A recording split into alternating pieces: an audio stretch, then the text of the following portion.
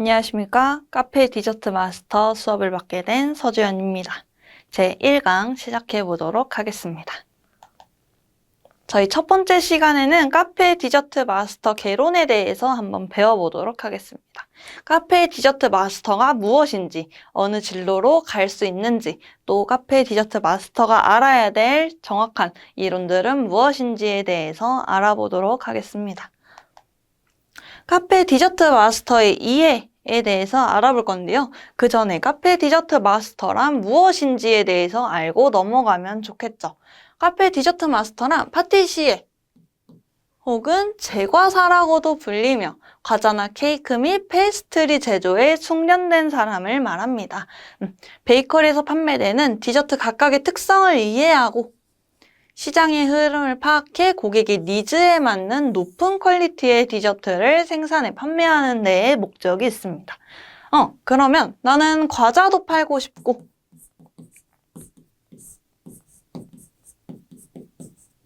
빵도 같이 만들어서 판매하고 싶은데 그러면 카페 디저트 마스터가 될 수 있는 게 아닌가요? 라고 생각할 수도 있습니다. 보통 제과와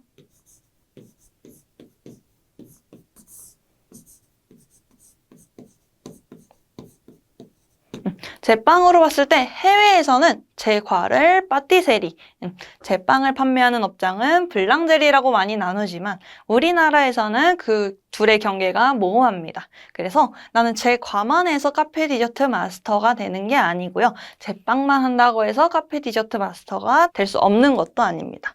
가장 중요한 것은 베이커리에서 판매되는 각각 여러 가지 상품들의 특성을 이해하고 시장의 흐름을 파악해 고객이 원하는 니즈에 맞춰서 숙련된 기술로 제품을 만들어 판매하는 것, 여기에 초점을 맞춰주시면 조금 더 좋을 것 같습니다. 카페 디저트 마스터가 된다면 앞으로 전망을 어떤지 한번 같이 짚고 넘어가 보겠습니다. SNS의 발달로 인해서 F&B 분야의 빠른 유행으로 인해 디저트의 유행이 굉장히 빨리 변화하고 있습니다. 화려한 비주얼을 자랑하는 디저트 업계의 특성으로 SNS의 발달은 굉장히 반가운 소식이겠죠.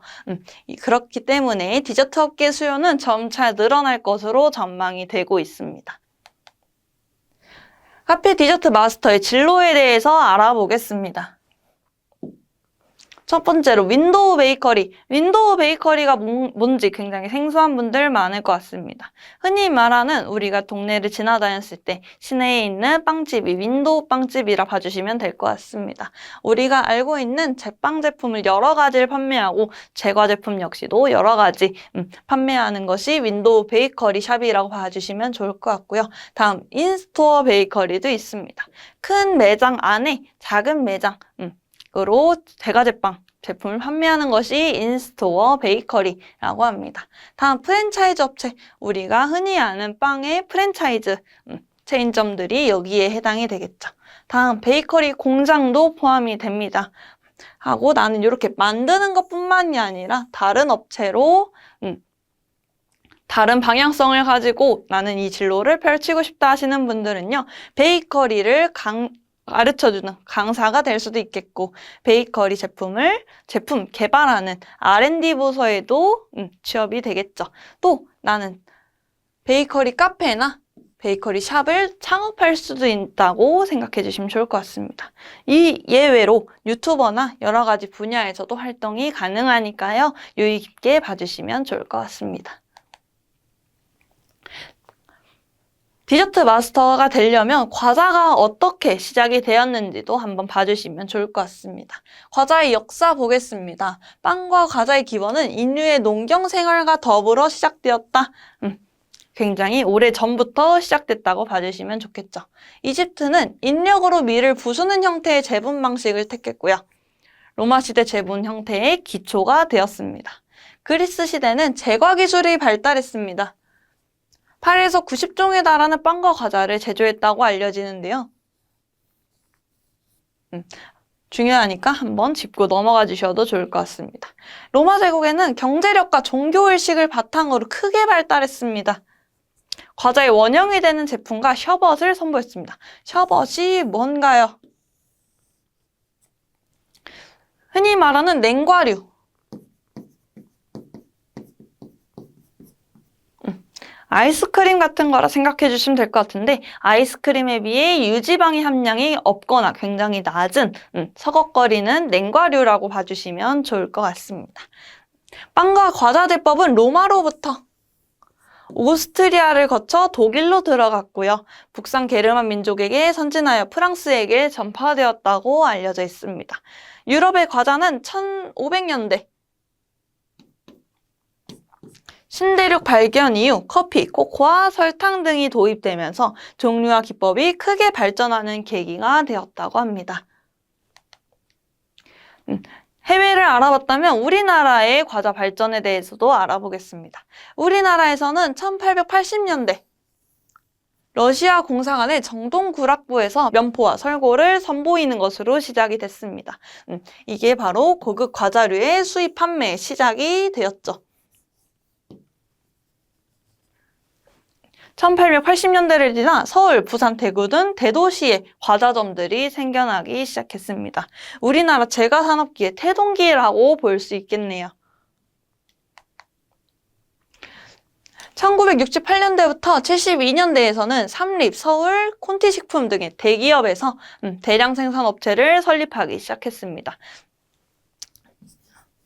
이때가 체인사점의 시작일 것 같네요.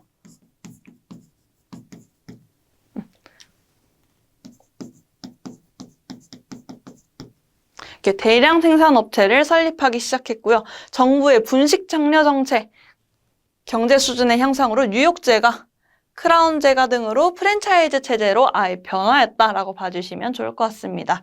이렇게 우린 알아봤는데 여기서 익숙하지 않은 단어가 하나 나왔습니다. 분식 장려 정책. 우리는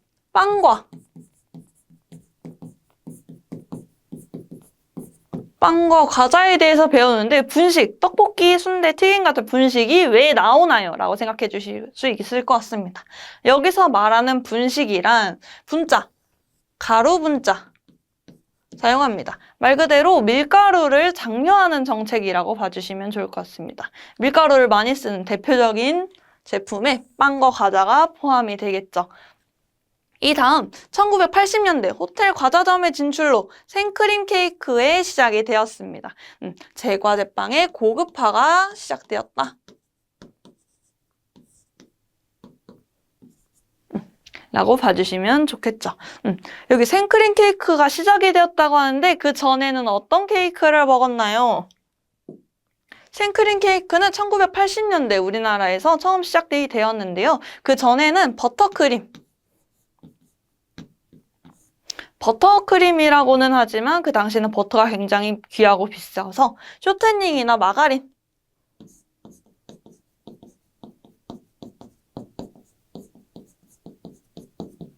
으로 만든 케이크를 많이 섭취했다라고 봐주시면 좋을 것 같습니다. 지금도 요 버터크림 케이크를 쉽게 만나볼 수 있는데요. 1980년대 전에 쓰던 쇼트닝이랑 마가린이 아닌 진짜 버터를 사용했고 생크림보다는 무게가 조금 더 무겁고 지탱하기가 편해서 디자인 케이크나 빈티지 케이크에서도 지금까지 만나볼 수 있다는 거 한번 가볍게 알고 넘어가 주시면 좋을 것 같습니다. 우리 이렇게 알아봤으면 제과와 제빵의 차이점에 대해서 알아보겠습니다. 빵과 과자가 어떻게 다른지 한번 알아볼 건데요. 그 전에 문제 한번 드려보겠습니다.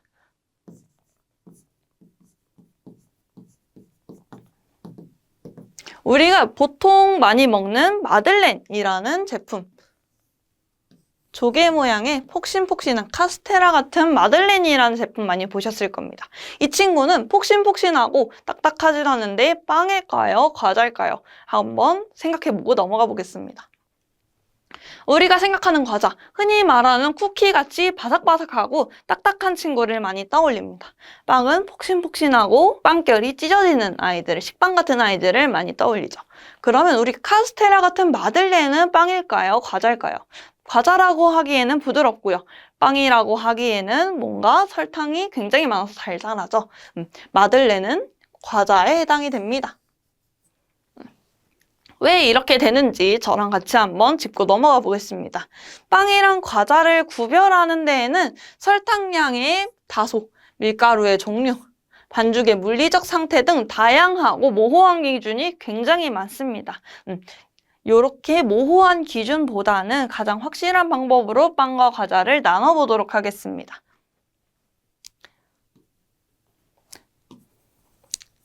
빵과 과자를 나누기 위해서는 이스트 라는 친구를 사용했는지를 봐주실 겁니다. 이스트를 사용했으면 빵, 이스트를 사용하지 않았으면 과자라고 우리는 나눌 겁니다. 이스트는 발효를 해주는 친구이기 때문에 이스트를 사용해서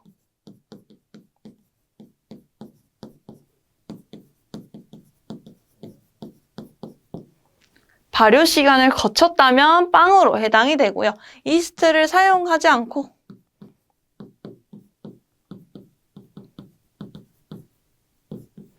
발효 과정을 거치지 않았다면 과자로 우리는 나눌 겁니다. 지금 요 이스트의 사용 여부와 발효의 유무를 가르는 것이 가장 대표적으로 빵과 과자를 나누는 게 맞지만요. 요즘은 레시피도 많이 다양해지고 품종도 다양해져서 이스트를 사용하는 과자가 있고 발효를 하지 않는 빵이 있다는 거.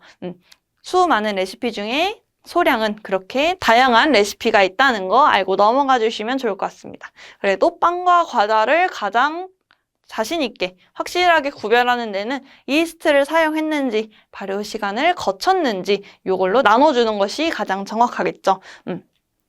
발효 과정을 거쳐 팽창한다면 빵이고요. 그 외에 다른 형태의 팽창 형태를 지니고 있으면 과자로 분류합니다. 다른 형태에 뭐가 있을까요? 대표적으로 베이킹 파우더가 있습니다. 베이킹 파우더는 팽창되어서요. 베이킹 파우더가 들어간 반죽이 오븐 안에 들어가게 된다면 가스를 생성해서 제품이 부풀게 되겠죠. 빵은 그 반대로 이스트가 발효를 거치면 가스를 생성해 반죽 자체가 부푼다고 생각해 주시면 훨씬 더 좋을 것 같습니다. 제과 제품에 따라서 제과류를 분리해 보도록 하겠습니다. 가장 크게 케이크류 있습니다. 양과자류, 생과자류가 여기에 해당이 되고요. 페스트리류, 도넛류, 냉과류가 여기에 해당이 됩니다. 케이크류를 크게 나눠서 여러 가지가 있는데 또 따로 나눠보자면 케이크류 따로, 생과자류 따로, 냉과류 따로 이렇게 따로따로 분리지어서 생각해 주셔도 좋을 것 같습니다. 저희 한번 같이 알아보겠습니다. 양과자류, 우리가 흔히 아는 쿠키,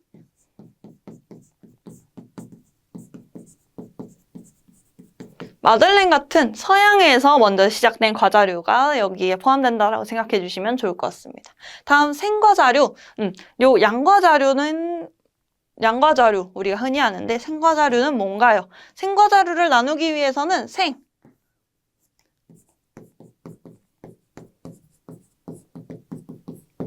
수분이 30% 이상인 과자가 여기에 해당이 된다고 봐주시면 좋겠습니다. 예를 들면 대표적으로 상투과자가 여기에 해당이 되겠죠.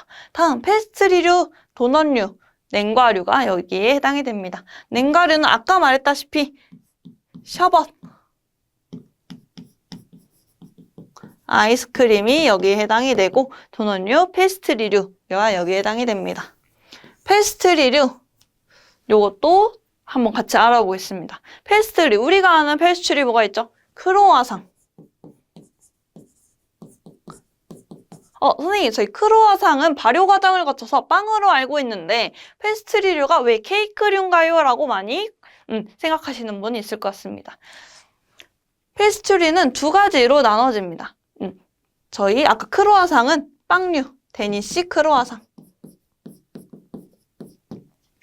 저희 다음 퍼프 페스트리.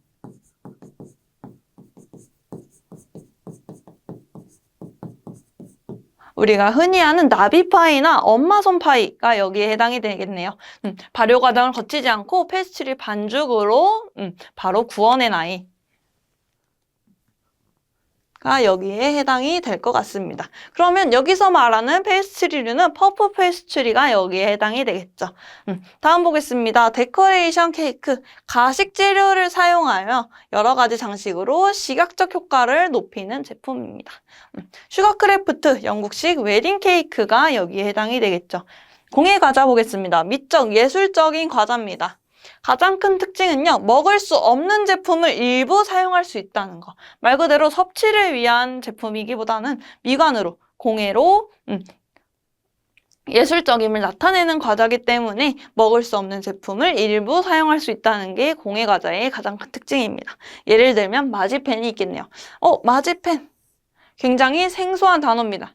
마지펜은 말 그대로 아몬드 파우더나 슈가 파우더에 흰자를 넣어서 클레이 찰흙처럼 만들어낸 제품.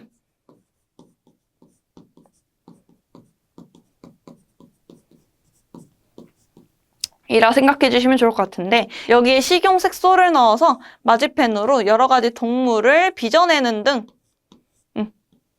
구워서 식품을 만든다기보다는 이렇게 공예품을 만들어내는 것에 초점을 두고 있다라고 봐주시면 좋을 것 같습니다. 다음 초콜릿 제품 보겠습니다. 초콜릿 자체를 정형한 제품도 여기에 포함이 되고요. 초콜릿을 주로 사용한 제품, 초콜릿으로 코팅을 한 제품, 초콜릿을 주로 사용하거나 초콜릿을 다량 사용했다면 초콜릿 제품에 포함이 됩니다.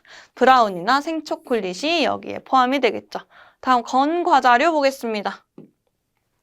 수분 함량이 3에서 5%이며 유통기한이 긴 것이 특징입니다. 말 그대로 건조한 과자류라고 봐주시면 좋을 것 같은데 그렇기 때문에 수분 함량이 3에서 5%. 그럼 반대로 한 번 더 짚고 넘어가겠습니다. 건과류와 반대로 생과자류. 기억하실까요? 생과자류는 수분이 몇 프로? 30%. 건과자류는 3에서 5%라고 봐주시고 외워주시면 좋을 것 같습니다.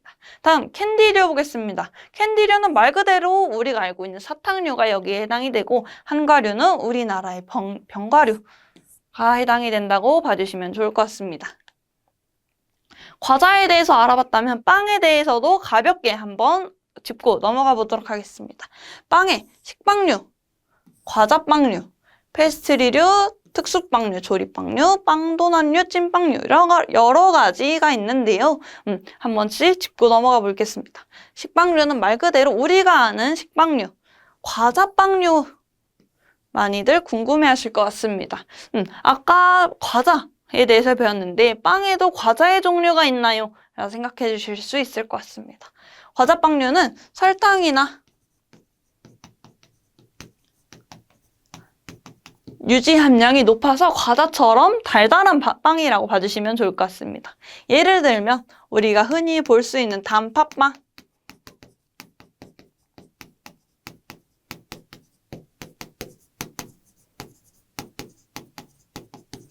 소보로빵 이렇게 식사 대용이 아니고 우리가 간식으로 즐길 수 있는 달달한 빵들이 여기에 해당이 되겠죠. 다음 페스츄리류 우리 아까 배웠습니다. 빵류에 해당하는 페스츄리류는 뭐다? 데니시 페스츄리. 특수빵류, 조리빵류, 빵도넛류, 찐빵류 이렇게 우리가 흔히 아는 빵류들도 있다는 거 알고 넘어가 주시면 좋겠죠. 제품에 따라서 또 분류를 한번 해보겠습니다. 외부 껍질색으로 한번 봐주실 건데요. 우리가 흔히 아는 갈색빵, 구움색이라고 하는 갈색을 띠는 빵이 여기에 해당이 됩니다. 식빵도 해당이 되겠고요. 단팥빵이나 소보로빵도 여기에 해당이 되고 여러 가지 빵들이 해당이 되겠죠. 제빵 제품을 둘러보다 보면 빵들이 하얀색인 빵을 보실 수 있을 겁니다. 대표적으로 찐빵이 여기에 해당이 되는데요. 왜 구웠고 쪘는데 익힘 색깔이 나지 않고 하얀가요? 그게 바로 이 하얀색 빵의 종류에 해당이 돼서 그런 겁니다. 우리가 또 흔히 볼 순 없지만 흑빵, 검은색을 띠는 빵도 있으니까 한번 짚고 넘어가 주시는 것도 좋겠죠. 또 다르게 나눠보겠습니다. 가열 형태, 우리가 가장 많이 만나볼 수 있는 빵에 오븐에 구워서 만들어낸 굽기류가 해당이 되고요. 꽈배기나 고로케 같이 기름에 튀겨서 만드는 것이 튀김류, 찐빵에서 찐빵처럼 찜기에 쪄서 만드는 것이 찜류에 해당이 된다라고 봐주시면 좋을 것 같습니다. 다음 재료 배합률에 대해서 보겠습니다. 고율 배합. 저율 배합. 에 따라서 재료 배합률도 나눠지는데요.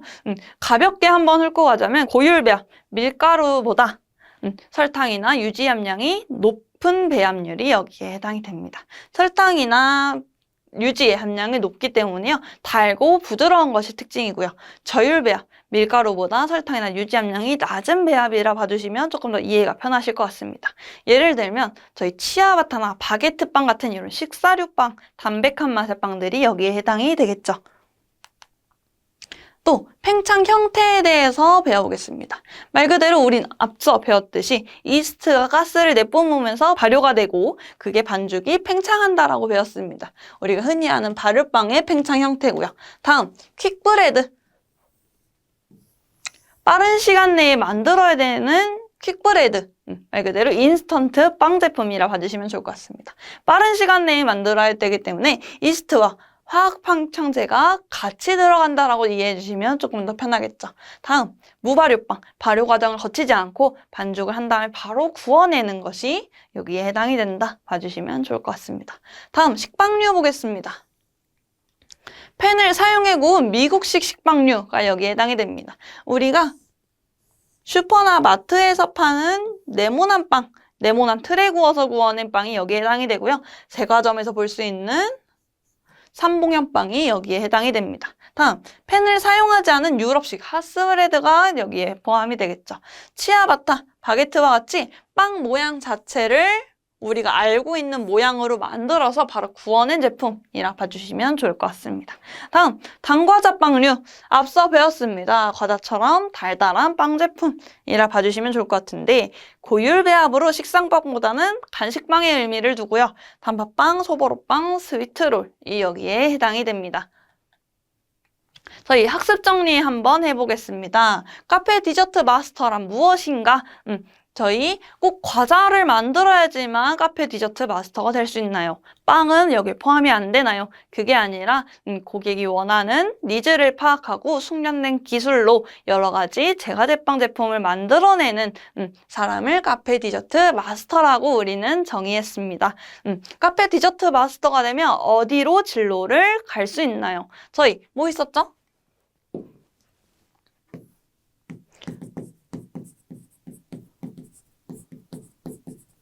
프랜차이즈 제과제빵점에도 갈 수 있었고 인스토어,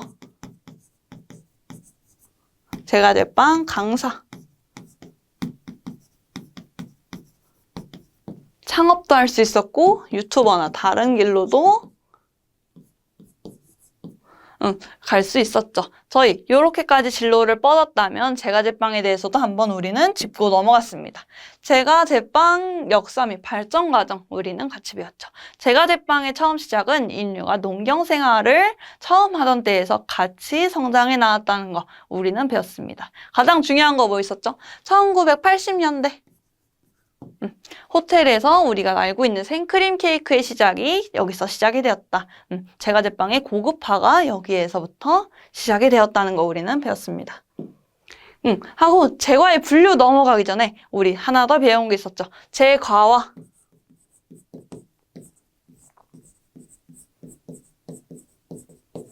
제빵, 빵과 과자는 뭐가 다른가요? 가장 중요한 거 이스트를 사용했나요? 사용했으면 제빵이 되고요. 사용하지 않았으면 제과, 과자류가 되는 겁니다. 또 이스트를 사용했으면 발효는 했나요? 이스트를 사용해서 이스트가 가스를 내뿜으면서 발효 과정을 거치는 것은 우린 제빵에 해당이 됐고요. 과정을 거치지 않았으면 제과에 해당이 됐겠죠. 이렇게 제과, 제빵에 대해서 알아봤다면 한번 우린 분류도 해봤습니다.